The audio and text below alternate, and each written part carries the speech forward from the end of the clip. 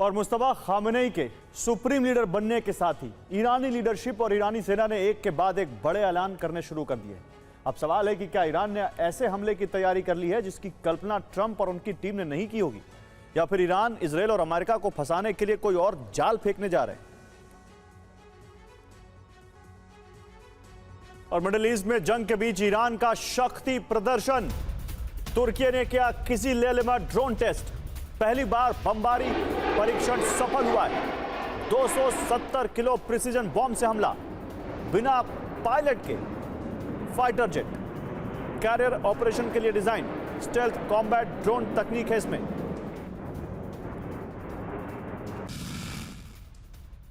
और ईरान में शासन समर्थकों को इनाम, समर्थकों को हथियार रखने की छूट दी गई है। ईरान में जो रिजीम समर्थक हैं अब वो अपने साथ हथियार रख सकते हैं। उनके हाथों में दिखी AK-47 राइफल, महिलाओं को भी दी गई राइफल। सड़कों पर हथियारों के साथ इन समर्थकों ने मार्च किया है। शासन समर्थकों का शक्ति प्रदर्शन देखिए।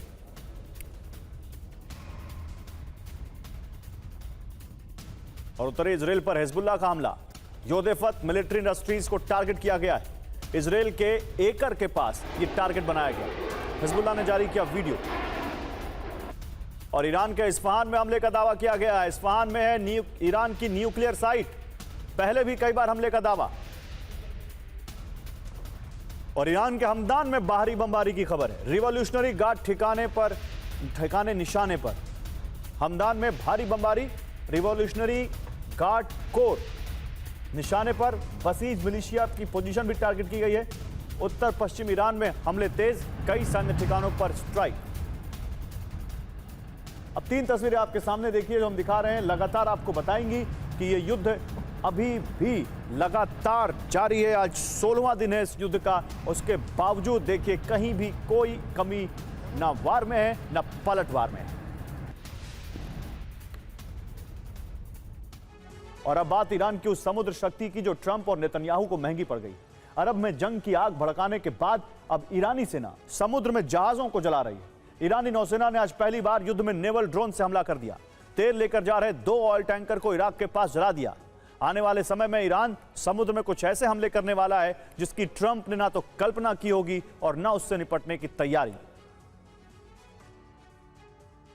दरअसल नेवल ड्रोन सैकड़ों किलो विस्फोटक से लदा था। आकार छोटा होने की वजह से रडार इसे पकड़ नहीं पाया, लिहाजा इसने बड़े जहाजों की डिफेंस सिस्टम को चकमा दे दी। नेवल ड्रोन कैमरा, रडार या GPS से चलाया जाता है। ये तेल टैंकर, कंटेनर शिप और युद्धपोत के लिए बड़ा खतरा होते हैं। समुद्र में ये ईरानी नौसेना का सबसे बड़ा हथियार माना जाता है। युद्ध शुरू होने के बाद से अब तक ईरान उस इलाके में 16 टैंकर या जहाजों पर हमले कर चुका है। 6 जहाजों पर हमले उसने सिर्फ स्ट्रेट ऑफ हॉर्मुज में किए हैं। और सूरत हाल यह है कि इस वक्त स्ट्रेट ऑफ हॉर्मुज से सिर्फ 10% कच्चा तेल ही सप्लाई हो पा रहा है। जो 10% तेल की सप्लाई हो रही है वो सिर्फ चीन को हो रही है, ईरान के मित्र देश चीन को। ईरानी नौसेना तेल लेकर चीन जा रहे ऑयल टैंकर को ही जाने दे रहा है।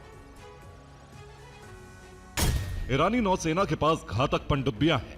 ये पनडुब्बियां समुद्र में काफी गहराई तक जाकर मिसाइलें दागने में सक्षम है। ईरान की यह ताकत अमेरिकी नौसेना के लिए बहुत बड़ा खतरा है। पेंटागन की रिपोर्ट में कहा गया है कि ईरान की यह समुद्र शक्ति अमेरिकी सेना के लिए नई और बड़ी चुनौती है। गादर पनडुब्बी टॉर्पीडो ट्यूब से क्रूज मिसाइल लॉन्च करती है। ये काफी गहराई में जाकर मिसाइल दागने में सक्षम है। ईरान की फतह सबमरीन 6 टॉर्पीडो ट्यूब से लैस है। ये भी anti ship cruise missile launch कर सकती है। ईरानी नौसेना के पास किलो क्लास की रूसी सबमरीन भी है। ये भी पानी के अंदर से मिसाइलें फायर कर दुश्मन के युद्धपोत को डुबाने में सक्षम है। ईरानी नौसेना के पास छोटे छोटे इलेक्ट्रिक सबमरीन हैं जो समंदर के अंदर जाकर टॉर्पीडो फायर करते हैं। ईरान की इलेक्ट्रिक सबमरीन पानी में होती है, पानी के अंदर से ही हमले करती है, इसीलिए दुश्मन की नौसेना को ये नजर नहीं आती। यही वजह है कि इसके हमले को रोकना आसान नहीं होता है। ईरानी नेवी के पास रॉकेट दागने वाले सैकड़ों छोटे छोटे जहाज हैं। ये चारों तरफ से जाकर अमेरिकी नेवी पर धावा बोल सकते हैं। माना जा रहा है कि ये उन युद्धपोतों पर हमला करेंगे जिन पर डिफेंस सिस्टम लगे हुए हैं।